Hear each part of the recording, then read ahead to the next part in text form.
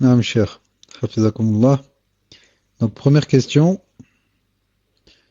d'une sœur qui dit: est-ce qu'aujourd'hui un vrai califat peut être mis en place? Ou à notre époque c'est impossible et pourquoi? Barakallahu fikum. Tfaddal, cher. Wa alaykoum salam wa rahmatullah. Est-ce que vous m'entendez? Alhamdulillah. Donc de nos jours, ce n'est pas une chose facile que tous les pays musulmans yani, prennent un seul calife. C'est vraiment difficile. Donc j'aurais de nos jours, ce n'est pas une chose facile que tous les pays yani, musulmans mettent un seul calife qui les dirige. Mais le prophète sallallahu alayhi wa sallam a promis que ça viendra.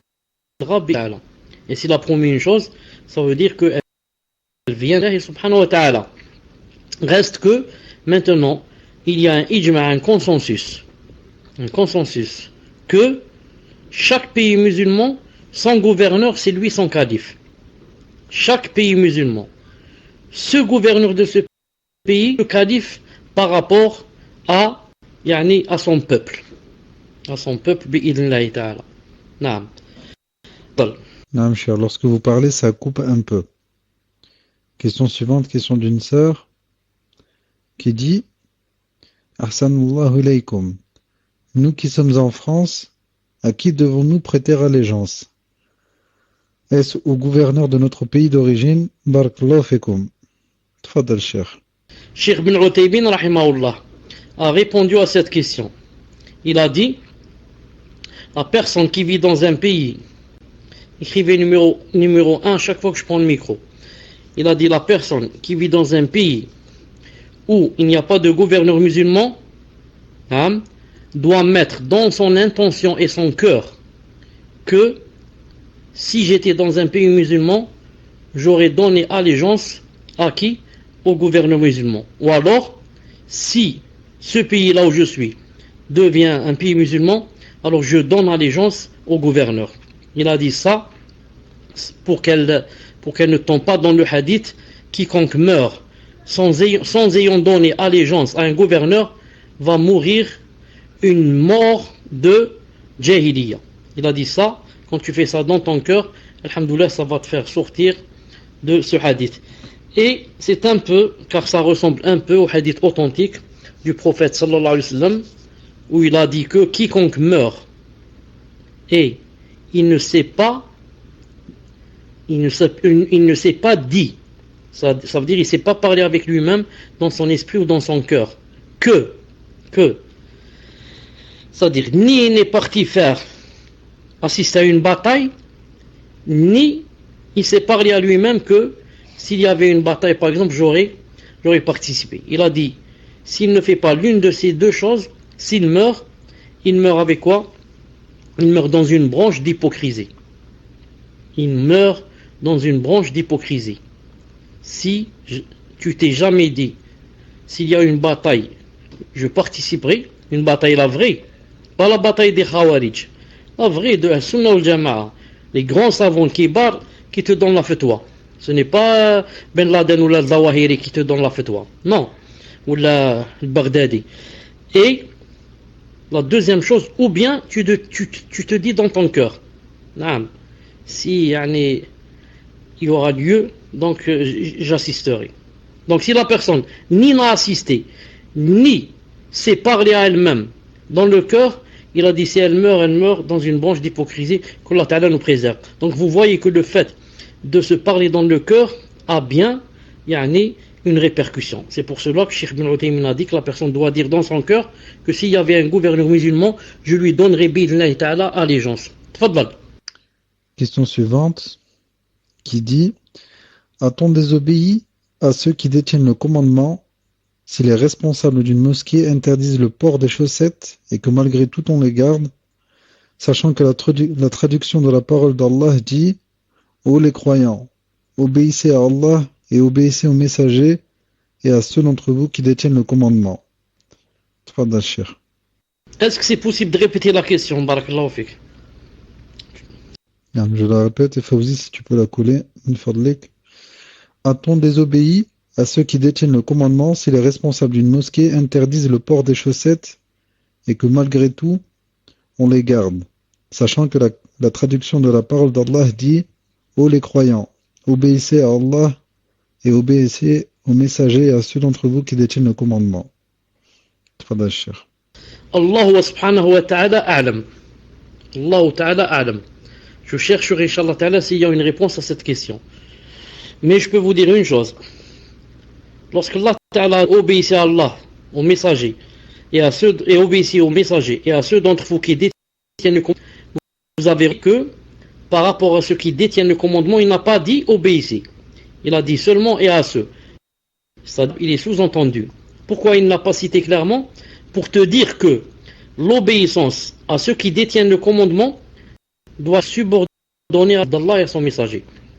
Donc maintenant, ceux qui disent qu'il ne faut pas faire telle et telle chose dans la mosquée, si ce sont eux les responsables, il faudrait les écouter à condition qu'ils ne disent pas quelque chose contraire, au contraire au Coran et à la Sunna.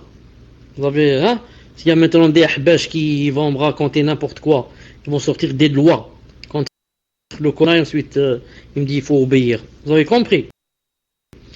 Ce qu'ils mettent comme loi ou je ne sais quoi, que ce soit conforme à la charia d'Allah. Et, Inch'Allah, il y a une réponse, je vous la donnerai ultérieurement, Inch'Allah ta'ala. Tfaddal. Je le répète, cher, pouvez-vous nous éclaircir au sujet de la Haddadiyya, quels sont leurs usul? Tfaddal, cher. Grosso modo, les haddadistes ou les haddadis suivent quelqu'un qui est leur gourou, qui s'appelle Mohammed ibn Haddad, qui est un Égyptien.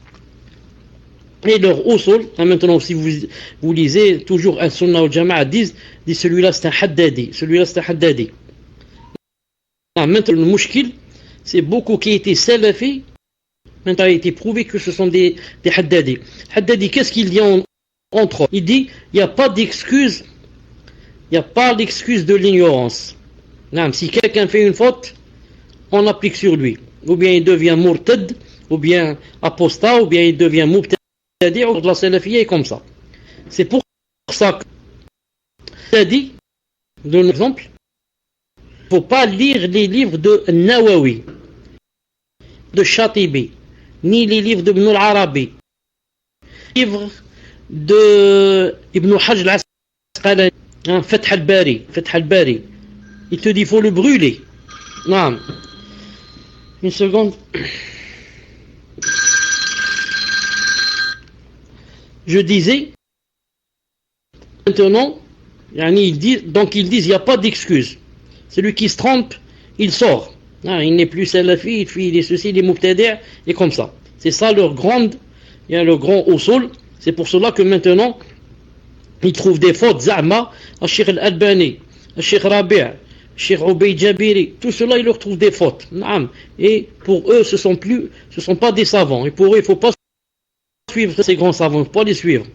Ils ont des fautes dans ceux-ci, dans ceux-là. Ils nous préserve, Cheikh Bazmoul, c'est pire, Donc, qu'Allah Ta'ala nous préserve des haddadis, c'en est plein partout. Ici en Algérie, maintenant, c'est plein. Je pense qu'il préserve d'eux. Donc, l'ignorance. Il n'a pas d'excuse. Wa alaykoum assalam wa rahmatullahi wa barakatuh. Donc je la répète, c'est la question d'une sœur qui dit: Cher, qu'Allah vous préserve, est-il correct de s'éloigner des musulmanes qui ne se prétendent pas être s'éclaircir? Barakallahu fikum. Tfaddal, cher. D'accord. Pour les liens, etc., il faut éviter pendant le cours, Inch'Allah ta'ala, il faut faire ça dans les pauses, ou bien à la fin, ou bien dans les pauses. Parce que quand on met un lien en plein cours, ça veut dire que les gens vont cliquer sur le lien et que toi, tu es en train de parler dans le vide. Donc, est-il correct de s'éloigner des musulmans qui ne se prétendent pas être salafiyya? Pouvez-vous m'éclaircir? Je dis, là, il faut bien voir deux choses importantes. Quelles sont les deux choses importantes? C'est la question d'une sœur. Premièrement, c'est qui celle dont je veux m'éloigner. Et deuxièmement, c'est qui, moi qui veux m'éloigner. Donc, celle de laquelle je veux m'éloigner, qui n'est pas salafiyya, se divise en deux. Ou bien c'est une sœur des gens de la masse, qui ne connaît rien. Ou bien c'est une da'iya dans une secte égarée. Je répète, celle de laquelle je veux m'éloigner, qui n'est pas salafiyya. Ou bien, elle fait partie des gens de la masse, comme ma mère et ta mère et ma tante et ta tante et ma grand-mère et ma voisine qui ne connaissent rien sauf peut-être la prière. Ou bien, non, c'est une da'iya, une prêcheuse chez les frères musulmans, les sœurs musulmanes afouan, chez les tablir, chez ceux-ci, chez les takfir, chez... Là c'est très grave. Là c'est très grave. Je dois l'éviter à 100%. Tout juste si je lui réponds à son salam, si j'ai peur d'elle qu'elle me fasse des problèmes ou bien je la rencontre comme ça dans les escaliers. Sinon je l'évite au maximum car elle peut me donner beaucoup de choubouettes. Mais si par contre elle fait partie des gens de la masse, elle ne connaît rien, là on va revenir au deuxième point qui est quoi? Qui suis-je moi? Qui suis-je? Si moi qui suis une salafiyya, j'ai de la science, masha'Allah, donc je pourrais faire profiter cette sœur qui fait partie des gens de la masse. Alors, je reste avec elle, je la côtoie, le temps qu'elle apprenne, pour qu'elle voie clair, pour qu'elle fasse la différence entre les sectes, etc. Et j'ai beaucoup donc de ajr en lui apprenant ce que j'apprends. Mais si par exemple moi, je n'ai pas de science aussi du tout, je suis vide, et maintenant en fréquentant celle-là, je vais me perdre davantage. Il vaut mieux donc dans ce cas me limiter aussi à seulement salam et des choses dans le besoin, c'est tout. Mais ne pas faire d'elle d'une amie parce qu'elle risque aussi de m'éloigner sans le vouloir. Naam. Wallahu ta'ala alam. Tfaddal. Question suivante. Quelle est la différence entre les Khawarij de l'époque et les Takfiri à notre époque? Tfaddal, cher. Les Khawarij d'autrefois,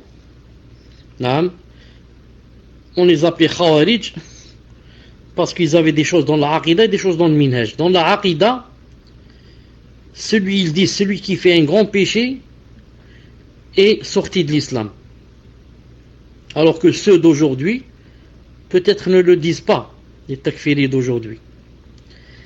Et aussi, ceux d'autrefois, dans leur Aqida, ils disaient que Allah subhanahu wa ta'ala, on ne voit pas Yawm al-Qiyamah. Alors que ceux d'aujourd'hui, les takfiris, je suis sûr qu'ils disent on voit Allah ta'ala Yawm al-Qiyamah. Les Khawarij d'autrefois, dans leur Aqida, c'est qu'il n'y a pas d'intercession, Yawm al-Qiyamah, il n'y a pas d'intercession pour ceux qui font les grands péchés. Mais ceux d'aujourd'hui, je pense, qu'ils disent que le prophète sallam fera l'intercession par rapport à ceux qui font les grands péchés. Mais ce que je veux dire maintenant, pour résumer et terminer, tout takfiri est un khariji. Et on peut être khawari sans être takfiri. Tout takfiri, toute personne qui dit les gouverneurs sont des kuffars, bien sûr celui-là va dire donc on doit lui faire la guerre. Mais par contre, tu peux trouver des gens qui font partie des khawarij de notre époque. C'est-à-dire, il te dit, viens, on va faire des manifestations, viens, on va essayer d'enlever le gouverneur, etc. Pourtant, sans être takfiri. Si tu lui dis pourquoi il est kafir, tu dis non, il est musulman, mais il est comme ça. Il a appris le kharijisme comme ça, à cause d'avoir côtoyé de mauvaises gens qui n'ont pas de science, etc. Wallahu ta'ala a'lam. Tfaddal. C'est moi qui ai arrêté le timer. Je me suis dit peut-être c'est lui qui fait les problèmes de coupure. Wallahu a'lam. D'accord, cher. Donc vous me direz, Inch'Allah, lorsqu'on arrête les questions, parce que j'ai pas vérifié quelle heure il était lorsque vous avez arrêté le timer.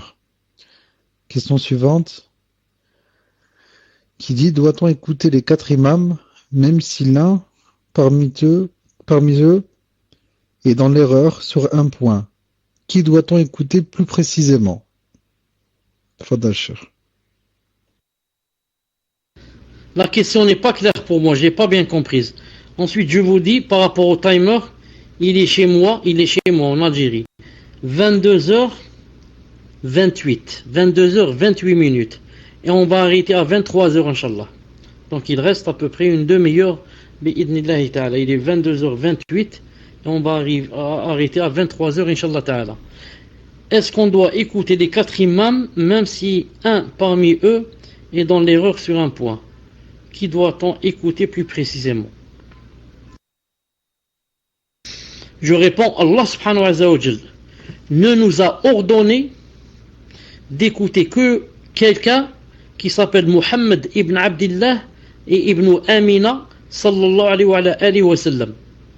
Voilà. Le prophète, Allah subhanahu wa ta'ala nous a ordonné que de suivre le prophète sallallahu alayhi wa sahbihi ajma'in. Donc c'est celui-là qu'on doit écouter. Quant aux autres imams, on n'est pas obligé de suivre l'un d'eux. Mais dans le besoin, on peut imiter l'un des quatre ou l'un des 100 autres qu'il y en a. Ces 4, c'est les plus connus, c'est tout. C'est-à-dire, dans le besoin, on peut suivre l'un de ces 4 ou d'autres, tant qu'on n'a pas, on ne sait pas où se trouve la vraie sunna du prophète sallallahu alayhi wa sallam. Comme disent les savants, ils disent, quand tu suis un imam, c'est un peu comme lorsque tu es dans le besoin de manger de ce qu'on appelle, la bête morte. Est-ce que la bête morte, c'est permis de la manger? C'est permis de la manger s'il n'y a pas de halal, il n'y a pas de bête qui a été égorgée et que je suis vraiment dans quoi? Dans la daroura, je risque de mourir si je n'en mange pas. La même chose ici. Tu as bien cherché, tu as essayé de contacter les savants, tu as fait tout ton possible pour connaître la sunna dans telle chose, telle affaire, tu n'as pas su, tu n'as pas pu. Alors maintenant, comment tu fais?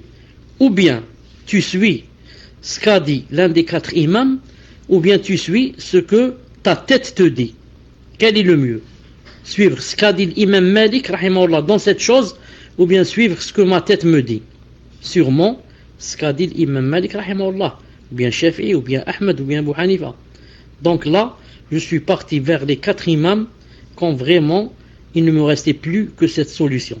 Quant aux autres, qu'est-ce qu'ils font? Non, les autres, à la base, il te dit, il faut suivre l'un des 4 imams. Il faut être malikite, ou bien shafi'ite, ou bien hanbalite, ou bien hanafite. Il faut rentrer dans un des 4 rites. Sinon, ton islam est faux. Comme ça, ils disent. Alors que ça, c'est faux. C'est pas vrai. Quand je vais mourir demain et rencontrer Allah subhanahu wa ta'ala, je suis sûr, bi'idhnillahi ta'ala, qu'il ne va pas me dire quel est l'imam que tu suivais. Est-ce que c'était Abu Hanifa, ou bien Malik, ou bien Shafi'i, ou bien Ahmed ibn Hanbal? Mais par contre, il va me dire, est-ce que tu suivais le prophète sallallahu alayhi wa sallam ou pas? Voilà, Inch'Allah ta'ala, la réponse. Tfaddal. Question suivante. Question d'une sœur qui dit: je suis arrivé en retard et je ne suis pas sûr d'avoir bien compris. Est-il obligé de prêter allégeance à un calife? Tfadal, Cheikh. La question n'est pas très claire, mais le prophète sallallahu alayhi wa sallam a bien dit que était obligé de prêter allégeance à un calife. La question n'est pas claire. Pourquoi? Elle n'a pas dit à un calife, c'est-à-dire le calife de mon pays, ou bien n'importe quel calife si je suis dans un pays de kuffar. Elle n'a pas, je ne sais pas ce qu'elle veut dire. Donc moi je vais répondre pour les deux cas. Si jamais quelqu'un vit dans un pays musulman et il n'a pas prêté allégeance à ce gouverneur qui est musulman, s'il meurt, a'udhu billah, il va mourir une mort anti-islamique, de la jahiliya. C'est-à-dire comme les kuffars qui mouraient autrefois sans allégeance. Ça ne veut pas dire qu'il est devenu kafir, mais il est mort comme eux. Il leur a ressemblé dans le fait qu'il a vécu sans prêter allégeance. A'udhu billah. Par contre, s'il vit dans un pays où le gouverneur n'est pas musulman, alors il doit prêter allégeance dans son cœur et dire que si j'étais dans un pays musulman, j'aurais, Inch'Allah Ta'ala, donné allégeance à mon gouverneur. Voilà, Inch'Allah Ta'ala, la réponse, bi'idhnillah subhanahu wa ta'ala. Et prêter allégeance, bien sûr, ce n'est pas aller, par exemple, aux urnes et dire voilà, je suis venu voter. Mais en islam, il y a ce qu'on appelle Ahl al-Hil wal-Aqd. Il y a des gens qui sont désignés par les musulmans et eux-mêmes ces gens, par exemple dans chaque ville il y a quelqu'un peut-être, ce sont ces gens qui vont prêter allégeance à nos places, à la place du peuple bi'idhnillahi ta'ala. Tfaddal. Question suivante, question d'une sœur qui dit: Cher, comment va-t-on savoir que ce sera bien le Mahdi, le calife, lorsqu'il sortira? Tfaddal, cher. Il aura, bien sûr, le Mahdi, quand il va venir, Inch'Allah Ta'ala, il aura des spécificités. Par exemple, que son nom, sera comme le nom du prophète sallallahu alayhi wa sallam. Et le nom de son père comme le père du prophète sallallahu alayhi wa sallam. Ibn Abdillah donc. Et que, il viendra au moment de, quand il y aura Isa alayhi salam. Quand il y aura Isa alayhi salam. Et que on avait dit la fois passée qu'il resterait 7 années. Et d'autres ont dit 40.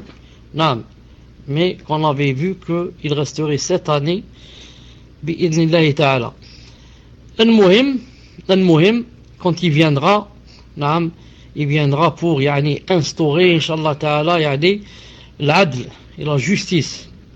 Et ce sera des moments vraiment où ce sera comme le paradis sur terre. Donc nous, notre Mahdi, Inch'Allah Ta'ala, ce n'est pas le Mahdi des Rawafid, les Mahdi des chiites qu'ils attendent. Et qui pour eux, quand il avait 4 ou 5 ans, il est rentré dans un garage et on ne l'a plus revu. Et pour eux, il est toujours vivant, caché dans un sirdeb, dans un garage, dans une ville qui s'appelle Samoura. En Irak. Nous, ce Mahdi dont eux ils parlent, nous on ne le reconnaît pas.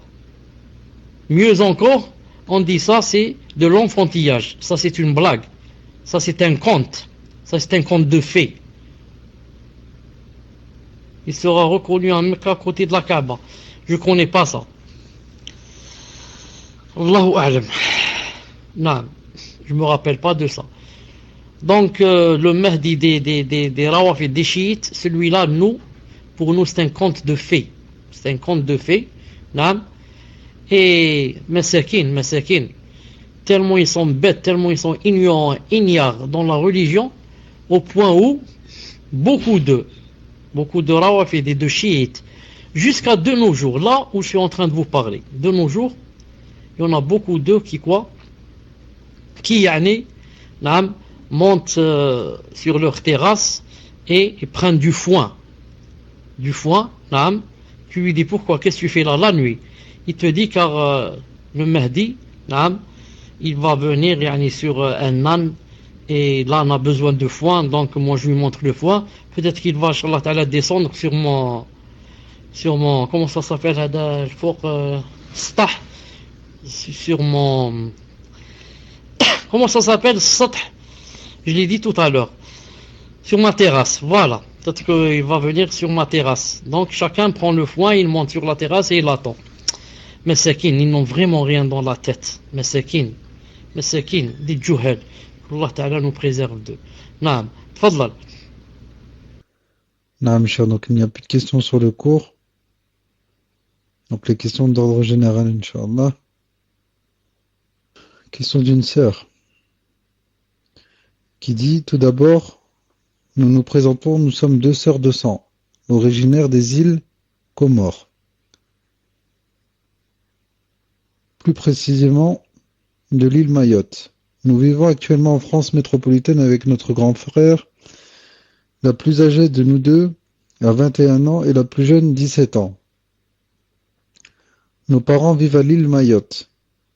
Ensemble, ils ont eu 4 enfants, 2 garçons et 2 filles. Nous sommes ainsi devenus une famille de 14 enfants, car car notre mère avait 2 garçons d'un premier mariage, et notre père avait déjà 4 filles, et 4 garçons, avant que notre mère ne devienne sa deuxième épouse. Actuellement, nos parents sont divorcés l'un de l'autre. Notre mère s'est remariée à un homme qui a déjà d'autres épouses, et notre père est resté marié à sa première épouse. Nous sommes les 2 plus jeunes de cette famille, de 14 enfants. Tous ont délaissé la pratique de la religion, mais nous savons qu'un des frères ne fait que la prière. Un autre est parti étudier une année à l'université Al-Azhar en Égypte, suite à quoi il est considéré comme qadi dans son village à Mayotte. Il est à noter que Mayotte, terre musulmane, est un département français depuis 1432 de l'Hégire, avril 2011. Ainsi, ce sont les lois de la République française qui prévalent sur l'ensemble du territoire français. La justice musulmane n'existe plus à Mayotte, si elle a déjà existé, car, nous personnellement, nous ne nous en souvenons pas.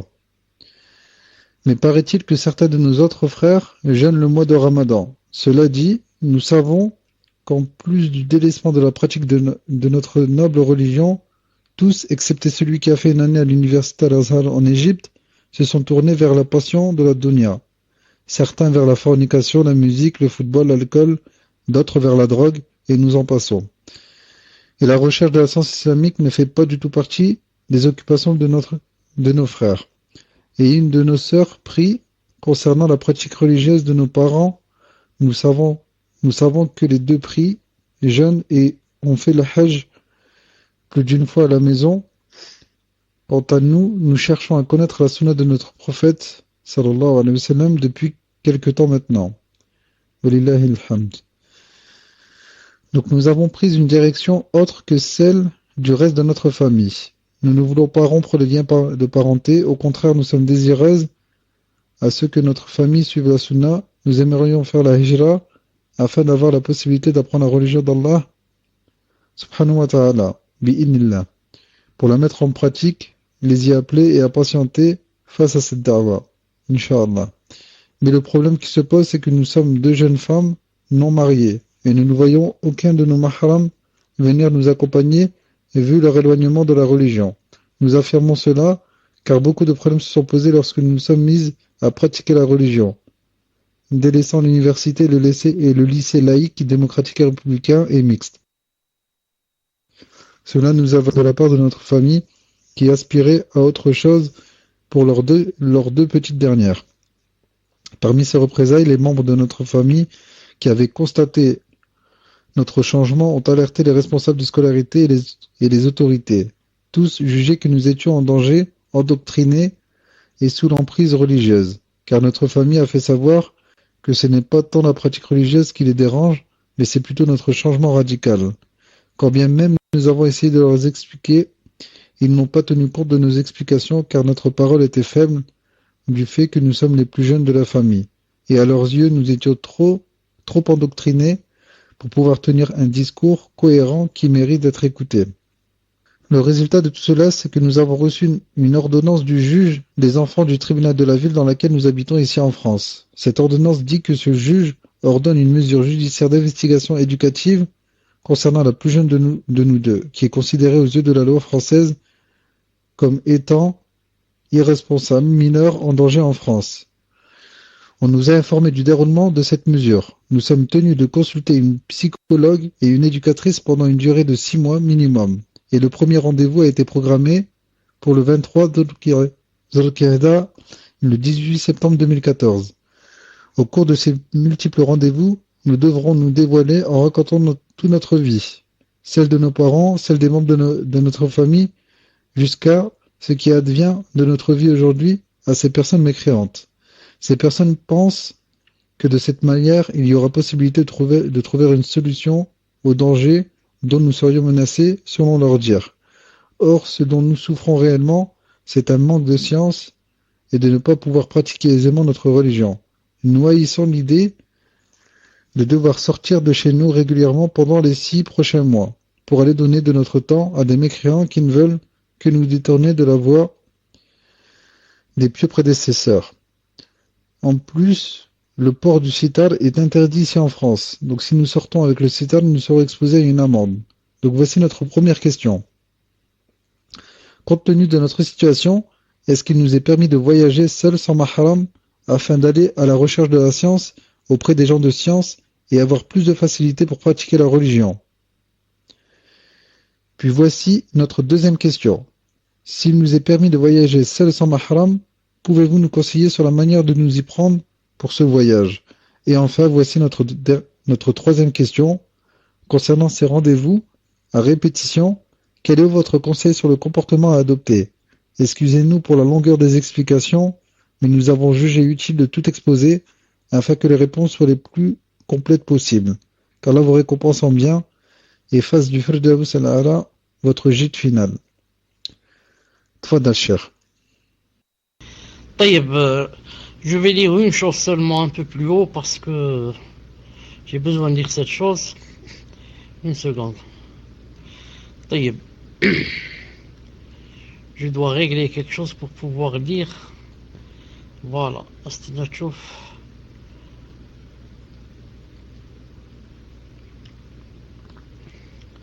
On nous a... طيب. Le résultat de tout cela, c'est que nous avons reçu une ordonnance du juge des enfants du tribunal de la ville dans laquelle nous avons été ici en France. Cette ordonnance dit que ce juge ordonne une mesure judiciaire d'investigation éducative concernant la plus jeune de nous deux, qui est considérée aux yeux de la foi française comme étant comme irresponsable, mineure, en danger en France. Non, grand danger, elle est en grand danger. Naam, elle est en grand danger, elle risque de commencer à appliquer l'islam pour essayer de rentrer au paradis. Elle est en grand danger. Par contre, si elle jette des bombes ou je ne sais quoi, c'est pas un danger. Non. On nous a informé du déroulement de cette mesure. Nous sommes donc tenus de consulter une psychologue et une éducatrice pendant une durée de 6 mois minimum. Et le premier rendez-vous a été programmé. Au cours de ces multiples rendez-vous, nous devrons nous dévoiler en racontant toute notre vie. Celle de nos parents, celle des membres de notre famille, jusqu'à ce que... Moi, je pose une question. Bon, ça c'est la première question. Donc maintenant, c'est moi aussi qui pose des questions. Pourquoi Muslim, demande-lui de répondre, ou bien si tu connais la réponse, réponds. Pourquoi elle a dit nous devrons nous dévoiler pour aller à cette rencontre? Et je pense que c'est une seule qui va partir, pas les deux. D'après ce que j'ai compris, c'est la plus jeune qui est en grand danger. C'est la plus jeune qui est un grand danger pour la France. Tfadal. Non, cher, je vais demander au frère Fawzi de récupérer la réponse, car c'est lui qui me l'a envoyé cette question. Tfadal, cher. Quand elle a posé la question elle demande si on doit voyager sans mahram. Elle n'a pas dit où elle veut aller voyager. Est-ce que c'est pour aller rencontrer ce juge, ou bien elle parle d'un voyage en général? Ou peut-être qu'elle a dit cela et que je ne l'ai pas lu. Est-ce que vous me reprenez si je me trompe? Fawzi, c'est une blague, j'espère. Hein. Tu m'as fait lire un livre alors que la sœur n'est pas là. C'est la meilleure, celle-là. Tfadal, cher. Non, si elle n'est pas là, c'est une rahma. C'est que Allah subhanahu wa ta'ala nous a fait descendre une miséricorde. Si elle n'est pas là, c'est masha'Allah. Au contraire, faites des doigts pour qu'elle soit pas là. Et on passe à une autre question. Mais si elle est là, on doit répondre. Khair, Inch'Allah. Je plaisante, Fawzi. Donc si la sœur qui a posé cette question est présente, on lui demande de contacter le frère Fawzi et de lui apporter donc les réponses, les questions que Cher a posées, Inch'Allah. Donc question suivante. Question d'une sœur qui dit « Je suis française convertie, je voudrais savoir comment procéder pour être sûr d'être enterré dans un cimetière musulman avec les rituels musulmans, sachant que mes parents seraient capables de me faire les rituels chrétiens, j'ai peur de ne pas être lavé et qu'on ne prie pas sur moi, etc. » Tfadal, cher. Demande à celle qui a posé cette question si c'est elle qui m'a envoyé un mail et à laquelle je lui ai dit je te réponds très bientôt. Demande-lui si c'est elle. Fawzi, si tu peux lui demander, Inch'Allah, parce que je la vois pas dans les mains levées. Ah, mes chers, si vous voulez que je vous lis une question, dites-le moi, Inch'Allah. طيب, maintenant, est-ce que celle qui nous a envoyé le livre, est-ce qu'elle est là ou elle n'est pas là pour que je lui réponde? Parce que je vois maintenant que pour le voyage, elle parlait de voyage sans mahram pour aller demander de la science, pas pour le juge. Est-ce qu'elle est là ou elle n'est pas là? Apparemment, elle n'est pas là, cher. Parce que Fauzi n'a rien dit. Et c'est bien cette sœur qui vous a envoyé le mail, cher. D'accord, alors peut-être celle qui a envoyé le livre, peut-être qu'elle est allée l'imprimer dans une imprimerie. Parce qu'il est tellement long, peut-être elle est allée l'imprimer. Wallahu alam. Al-Muhim, pour la personne qui vient de... Non, la personne qui a parlé, qui vient de poser sa question sur... elle a peur d'être enterrée, etc. Je lui dis, j'avais promis de répondre par mail très bientôt. Mais subhanallah al-azim, je n'ai pas trouvé le mail. Tellement il y en a. Donc quand j'ai commencé à répondre, j'ai cherché parmi les premiers mails auxquels j'avais promis de répondre, j'ai pas trouvé ce mail. Subhanallah al-azim. Peut-être que, je sais pas ce qui s'est passé. Le muhim, alhamdoulilah, que la personne ait pu lever la main et poser la question. Je dis, la personne doit faire des efforts pour qu'elle soit enterrée dans un pays musulman autant qu'elle puisse. Comment faire cela? Premièrement, ou bien en disant carrément aux parents, voilà, moi quand je meurs, je vous dis dès maintenant, je voudrais mourir, être enterré dans un cimetière musulman, ou bien, en laissant par exemple un testament, ou bien en disant par exemple à un couple musulman ou bien à des connaissances musulmanes que si je meurs, si vous pouvez, barakallahu fikum, faites votre possible pour que je sois enterré dans un cimetière musulman. Maintenant, et ça c'est le plus important, si jamais, la qaddar Allah, que la personne fasse ses efforts que je viens de citer, ensuite meurt, et on va la prendre à l'église, ensuite l'enterrer parmi les chrétiens, avec le crucifix, etc., je lui annonce, la bonne nouvelle, que aucun mal ne lui arrivera. Et que Allah subhanahu wa ta'ala ne va pas la châtier à cause d'autres gens. Non, car c'est pas de sa faute. Elle veut être enterrée dans le cimetière musulman. Mais il n'y a pas comment. Ses parents sont des koffars et personne n'accepte et ils sont pas fous de la mettre dans un cimetière musulman. Mais elle voulait, et Allah Ta'ala regarde ce qu'il y a dans les cœurs, comme dans le hadith de Muslim. Donc, qu'elle soit mise au milieu des chrétiens, ou bien au milieu des bouddhistes, ou bien au milieu des athées, rien ne lui arrivera comme mal. Et Allah Ta'ala ne lui donnera aucun péché, ni encore moins, la châtira. Donc, elle dit, c'est une ni'ma qu'elle sache cela d'avance. Et peut-être qui te dit, peut-être que, tes parents, bien ta famille, peut-être qu'ils mourront avant toi. Et que par conséquent, tu seras, Inch'Allah Ta'ala, enterré dans un cimetière musulman, bi'idhnillahi subhanahu wa ta'ala. Tfadlal. Question suivante, question d'une sœur qui dit, cher, la tante de ma mère m'a offert un service de couvert en métal et plaqué or pour mon futur mariage, Inch'Allah, de peur qu'elle ne meure avant. Ce geste me touche, mais le cadeau ne me plaît pas. De plus, j'ai appris que cela était interdit, le fait de s'y servir de récipients en or et ou en argent. Allahu alam. Pourriez-vous nous éclairer sur ce point, Inch'Allah? Ainsi puis-je le vendre sans lui dire qu'Allah Azza wa Jal vous récompense en bien, Inch'Allah. Wa barakallahu fikum. Tfadal, Cheikh. En fait, il est interdit pour les musulmans de se servir de récipients en or ou en argent. Il est interdit que ce soit par exemple la question plus simple.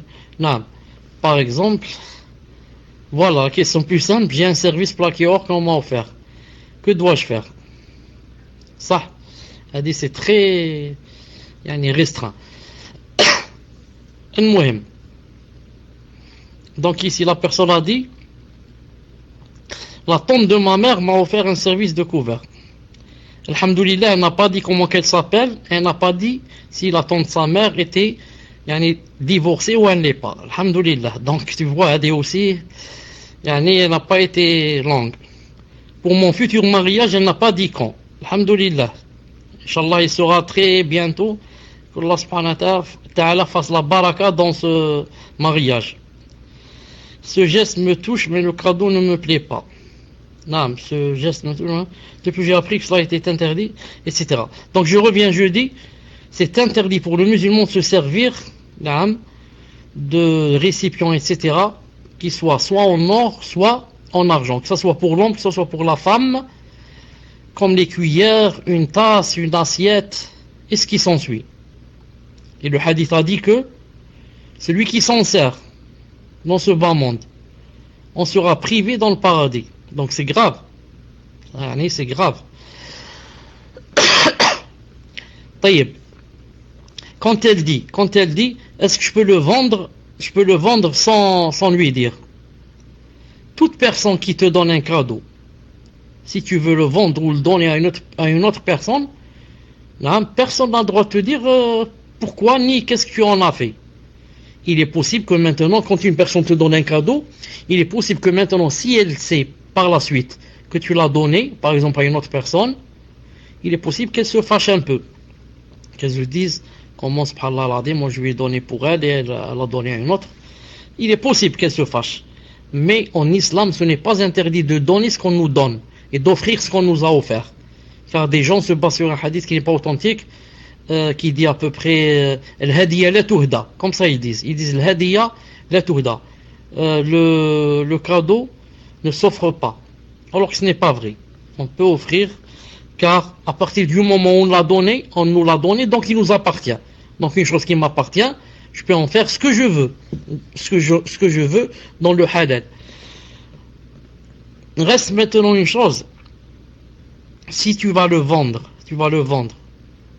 n'oublie pas que la personne à qui tu vas vendre ce cadeau, elle va s'en servir. Alors tu seras la cause de cette chose. Non, donc c'est toi qui es la cause pour qu'elle s'en serve. C'est pour cela que si tu pouvais, Allahu a'lam, si tu pouvais dire par exemple à ta tante qui t'a offert le cadeau, que si c'est possible, qu'elle le change. Lui dit voilà ma tante, barakallahu fik, j'oublie pas ton cadeau, comme il est beau, etc. Mais voilà, il y a juste un problème, mais c'est pas aïe de dire voilà le problème, et tu me ferais vraiment un grand plaisir à ma tante si tu pouvais me le changer, même si tu me ramènes quelque chose qui n'est pas cher, ma'alish. Juste un geste. Mais voilà, pour t'en débarrasser, Inch'Allah ta'ala. Si jamais n'accepte pas ou là, quelle est la solution? Il reste une dernière solution, laquelle? C'est de le garder toujours chez soi sans s'en servir. C'est-à-dire de shbah, comme on dit, comme parure. On le laisse dans l'armoire ou bien dans la salle à manger ou je ne sais où, juste comme parure, mais on s'en sert pas bi'idhnillahi ta'ala. Wallahu ta'ala alam. Tfaddal. Naam, quand on fait des doigts, on ne dit pas Inch'Allah. On ne dit pas Ya Allah, je vous demande, je suis malade, je vous demande de me guérir, Inch'Allah. Je vais passer le bac, je vous demande de me faire réussir, Inch'Allah. Ya Allah, aidez-moi pour avoir telle chose, Inch'Allah. Et comme ça, on ne dit pas Inch'Allah. Dans les doigts, le prophète a dit que l'insan ya'zim. Il ne dit pas Inch'Allah. Allah subhanahu wa ta'ala n'a pas de mukrih. Non, voilà la sunna, Inch'Allah. Parce que j'ai vu que quand j'assiste par exemple à la mosquée, je vois que surtout le Jumu'ah, quand l'imam commence à faire le das, quand il termine, il commence à faire des doigts avec Inch'Allah. Ya Allah, il dit Imin fi kulli balad Inch'Allah, wa'fu an كذا واشفي المرضى إن شاء الله ورد الغائب إن شاء الله وقضي الدين عن المدينين إن شاء الله, et comme ça. Subhanallah al-Azim. Tfaddal. On me dit si c'est possible de les faire fondre et revendre le précieux métal. Non, ça m'étonnerait qu'on puisse faire fondre le plaqué or. Wallahu alam. Il faut voir avec ceux qui travaillent dans l'or si c'est possible de le faire fondre et de le vendre en or. Ma'dish, naam. De le vendre en métal. Naam.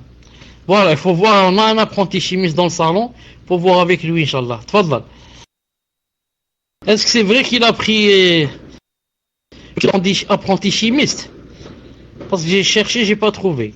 Akhi Mohamed, l'apprenti chimiste, est-ce que tu es là? On t'a enlevé le décrit numéro 1.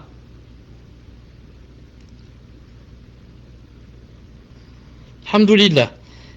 Est-ce que tu as une idée sur est-ce que tu as une idée sur quelque chose en plaqué or, si ça se fond ou pas? Voilà, pas vraiment, non, car ça... Ah, j'apprends. Car le plaqué or, c'est juste un peu d'or. C'est pas de l'or pur. Si c'était de l'or, bien sûr. Juste un peu comme ça en dessus. C'est pour ça qu'il faut voir, Inch'Allah Ta'ala, avec quelqu'un qui travaille dans l'or. Tfadlal. Muslim, c'est quoi ta dernière question? Il se fait tard, tfadlal. Est-ce qu'il y a du son? Alhamdulillah. Parce que c'était bloqué, cher. Donc la dernière question, il ne faudra pas dire que j'ai fait du favoritisme, mais ce sera la question également d'une sœur qui dit: je voudrais savoir si vous aviez des conseils pour les femmes mariées qui patientent beaucoup alors que leur mari ne font pas beaucoup d'efforts dans la patience envers elles. Jazakumullah khayran, qu'Allah vous préserve. Tfadal, cher. Oui, j'ai un petit conseil. Quel est ce petit conseil? Le petit conseil, c'est de dire, Inch'Allah Ta'ala, une seconde, chouf هذا البالطوك هذا, une seconde. Qu'est-ce qui s'est passé ici? Une seconde.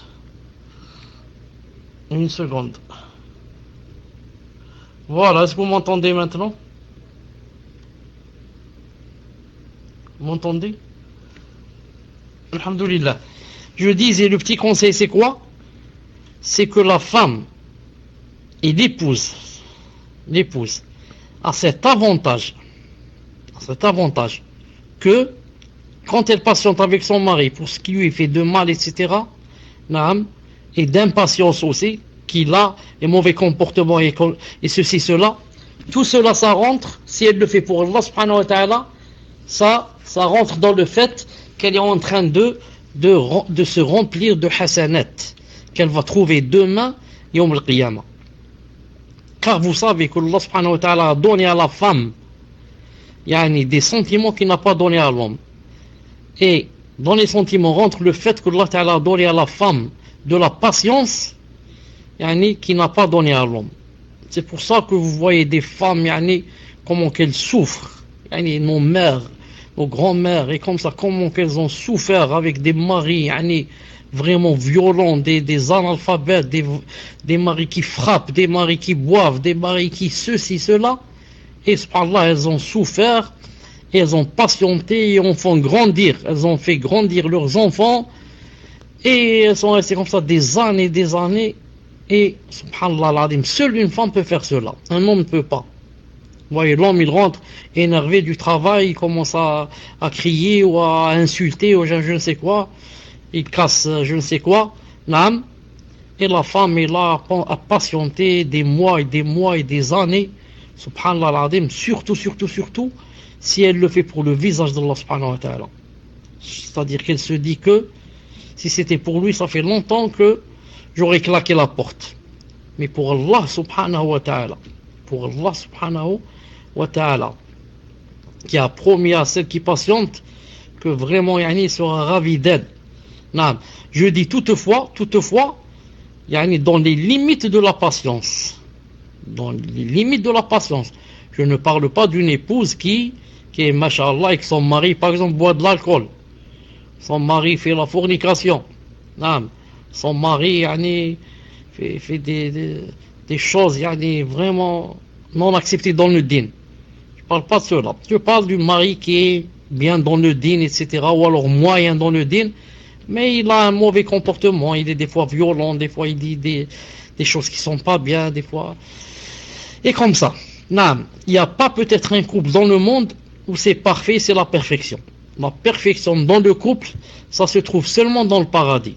Ça se trouve seulement quand la personne sera dans le paradis. Si c'est une femme, elle aura un époux parfait.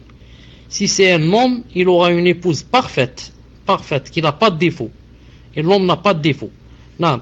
Mais ici, dans ce bas monde, les deux ont des défauts. Que ce soit l'homme, que ce soit la femme. Les deux ont des défauts. Mais juste faut-il savoir comment se supporter. Comment se supporter pour que, remplir les devoirs qui sont plus importants. Les devoirs envers Allah subhanahu wa ta'ala. Les devoirs envers la famille. Les devoirs envers comment éduquer les enfants. L'éducation musulmane et comme ça. Et maintenant, entre l'homme et la femme, il y a toujours des mots déplacés, il y a toujours des disputes. Ça dit, c'est rentre dans la sunna d'Allah subhanahu wa ta'ala. Mais comment faire de sorte pour que ça soit pas tout le temps. Que ça soit pas tout le temps. Non, mais que ce qui règne en général, c'est, Inch'Allah ta'ala, l'islam. Non, les préceptes de l'islam. Et de temps en temps, il y a des choses qui rentrent au milieu, des disputes, etc. Ça sont des choses normales. Donc je dis, Inch'Allah ta'ala, pour la personne qui patiente, Allah subhanahu wa ta'ala lui donnera beaucoup de récompenses dans l'akhira, le jour où on le rencontrera bi'idhnillahi ta'ala. J'arrête ici, Inch'Allah ta'ala, je dis, subhanakallahumma wa bihamdik, ashhadu an la ilaha illa ant, astaghfiruka wa atubu ilayk. Assalamu alaikum wa rahmatullahi wa barakatuh.